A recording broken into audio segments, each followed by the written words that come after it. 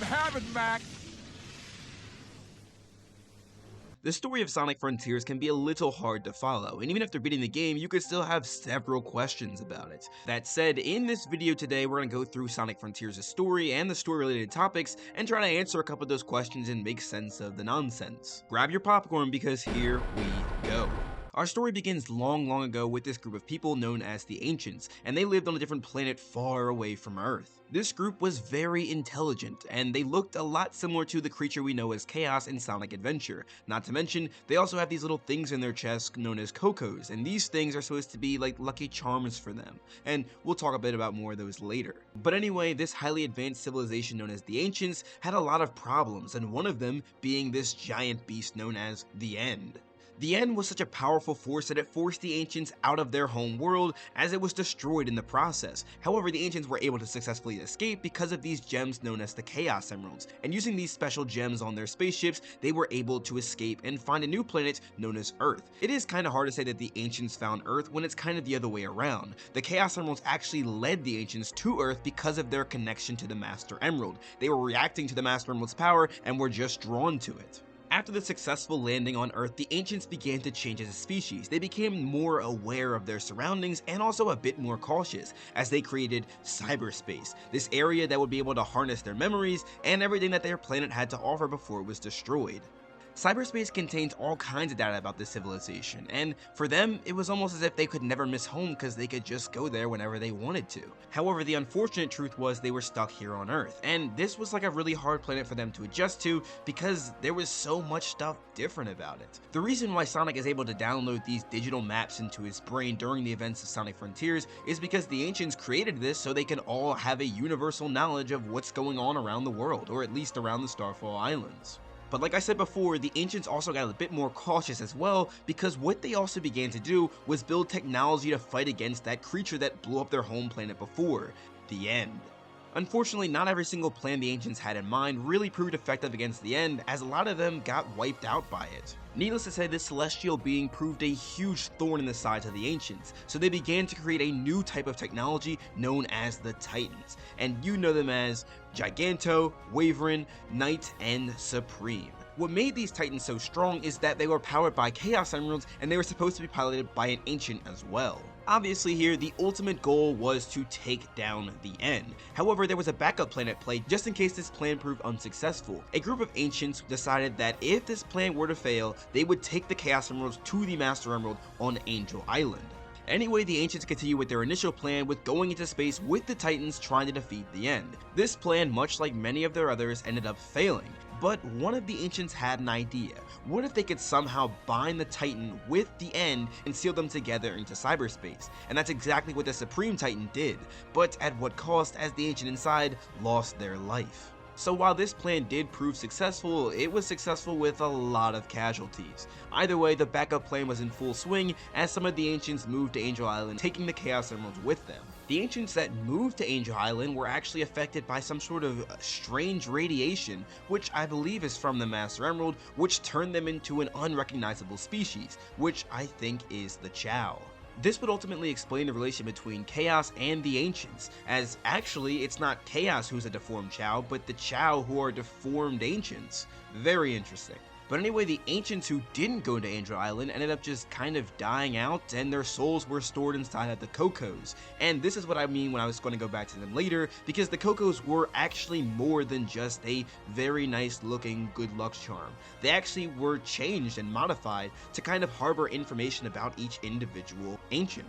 But that pretty much covers the entire story of the past of what went on during this time period in Sonic Frontiers and the Sonic the Hedgehog lore to its entirety, which kind of now takes us to what we see here in Sonic Frontiers at face value with Sonic and his friends. Now, a lot of this really doesn't need much explaining, but Sonic and his friends pretty much end up there because the Chaos Emeralds have been gathering at the Starfall Islands for unknown reasons to them. However, on their way to the Starfall Islands, the three of them get sucked into a wormhole, which was cyberspace, only Sonic was able to successfully escape. The reason Sonic was able to escape cyberspace is because it was able to become a construct of his memories, allowing him to kind of speed through and get out of there very quickly.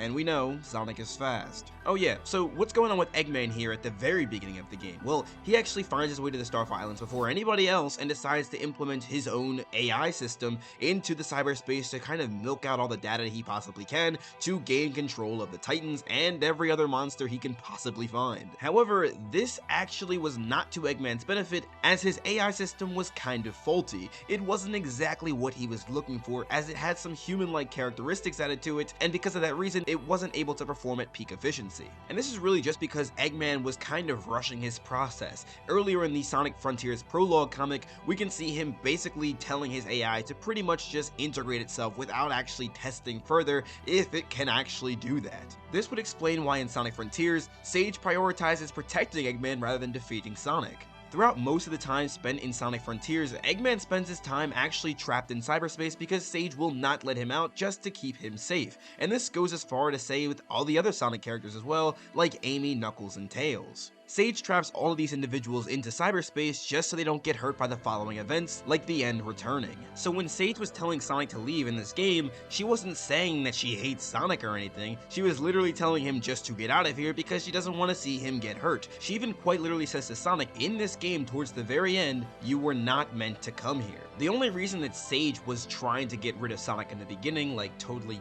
destroy him with the Titans or whatever, was because Sonic was the one who kept trying to fight them and actually kept proving successful. Because Sonic kept beating these Titans and tearing down the walls between dimensions, Sage thought that the best possible move here would probably be just to get rid of them altogether. But in the end, it turns out that working together was the only solution to truly get rid of the end. There's a couple other story elements that I do want to talk about here, but I don't really know where to put them in the video, so this will just kind of be like a quick little story dump. So remember this symbol that I'm showing on the screen, this little weird thing that we saw in the beginning with the Sonic Frontiers trailers and all kinds of other stuff like that.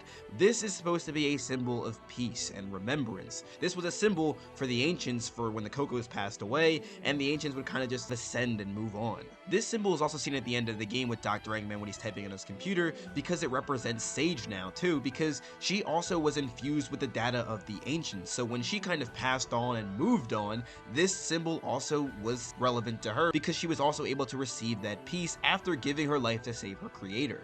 However, it's likely that the end of this game probably means that Eggman will not let her rest peacefully, as he'll probably just bring her back to life. To further reflect Sage's kind of countenance change is when she sees Sonic and Tails be close friends and kind of realize that that's everything she's ever wanted, as she actually begins to cry, showing human-like emotions. When she begins to reflect and change her color to blue instead of red, she begins to showcase that she once again is defective. As said in Sonic Frontiers prequel comic, Eggman says, "I take the time to program lifelike personalities into some minions and all it does is frustrate me. Once, just once, I'd like one of my creations to fill me with pride instead of regret." Although he does create Sage in a human-like way with lifelike personalities, he does actually show pride in his creation, as he's even ashamed to see her finally defeated.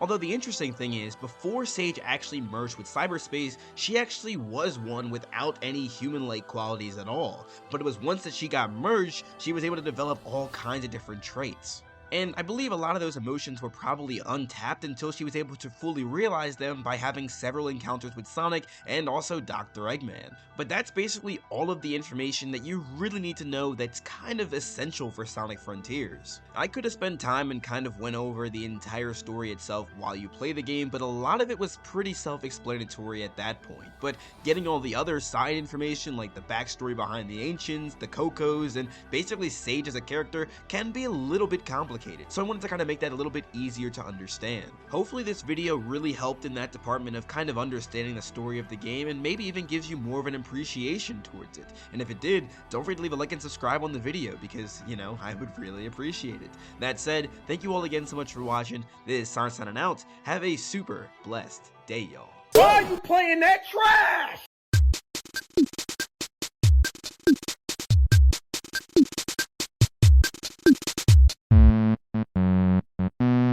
Thank you.